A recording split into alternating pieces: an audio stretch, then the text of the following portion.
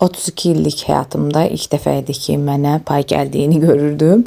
Kənddən əmim qızı mənə gavallar göndərib, belə bəmbərk, tumtuş gavallar idi və mən qərara gəldim ki, ondan qəşəng bir gavalı döyməcə hazırlayım. Çünki qışda çox qəşəng gedir.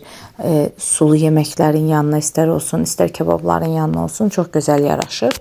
Buna görə də gavallarımı ilk olaraq qəşəng-qəşəng yuyuram. Daha sonra isə kiçik ölçülərdə kəsirəm. Kənddən gəldiyi üçün və içərisində heç bir dərman olmadığı üçün çürüklərin olmağı normaldır. Həmin hissələri təmizləyirəm. Yaxşı-yaxşı doğrayıram. Videoya baxanda belə ağzım sulanır. Çünki dadlı, çox ləzzətli bir şey alınmışdı. Yəni məndən olsa bu dəqiqə yeyərəm, heç qışı gözləyə belə bilmərəm. O dərəcə çox dadlı idi. Qəşəng-qəşəng doğrayırıq gavallarımızı xırda ölçülərdə. Əgər istəsəniz, əgər evdə varsa əlinizin altında, içərisinə bir göyəm və yaxud da alça da əlavə edə bilərsiniz. Məndə əlimin altında yox idi, marketə də getməyə vaxt olmadı. Ona görə əlavə edə bilmədim. Daha sonra isə üzərinə 2 dəstə cəfəri, 2 dəstə reyhan doğrayırıq. Və 3 diş sarımsaq mən əlavə etdim.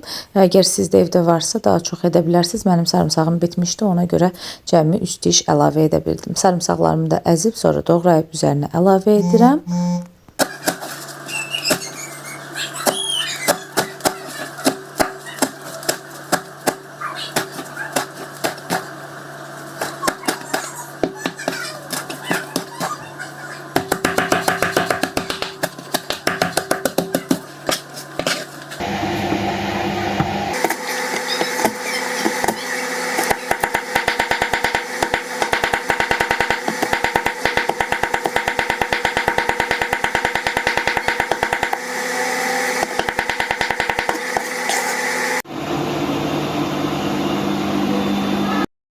Növbəti olaraq isə üzərinə 1 yemək qaşığı şəkər tozu, qaşığa dəhşət çox doldurmuram və 1 qaşıq yarım duz əlavə edirəm.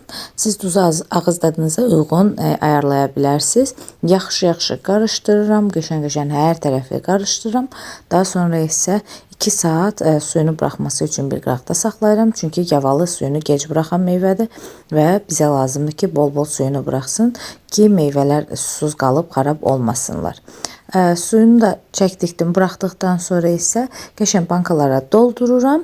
Məndə 2 banka alındı. Bankaları maksimum sıx doldurmağa çalışıram. Çünki qaynayan zaman içərisində azalır və soyuq suyun içərisi doldurduğum bir qazanın içərisinə dəsmal yerləşdirib bankaları üzərinə qoyub 25 dəqiqə qapağı örtülü bir şəkildə qaynadıram. Qaynadıqdan sonra isə qapaqları presləyirəm.